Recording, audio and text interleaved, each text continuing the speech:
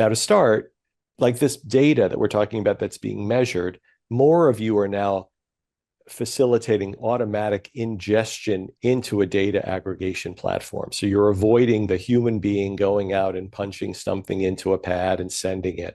Obviously, that avoids human error. That's a plus. What I sense is that the platforms are then, they're kind of in maybe in different ways, but they're all basically tying together the various forms of methane measurement. They're using some form of data analytics to make sure it all ties together coherently, timestamps and other. They have to tie it to the production data itself to make sure you're talking about the same molecules. And that all allows the calculation of outcomes like methane intensity certifications.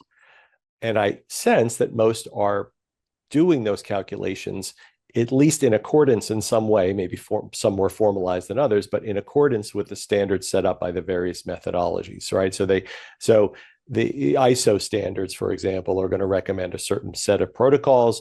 They're trying to follow those protocols for the data analysis. So then the industry it's capturing all of this information in a digital twin, right? A virtual representation of the natural gas volume. The twin is then tokenized by uploading it into a sync domain via a smart contract. And these tokens are generally referred to as environmental attribute certificates, or EACs. So those standards are being followed, I think, by several people in the industry, and those are the consistencies. Missing of an important one, right? Then the tokens are stored in distributed ledgers to make sure the data is immutable and made available as needed to different constituencies. So again, there's probably more consistency. There's some level of consistency in doing that as well.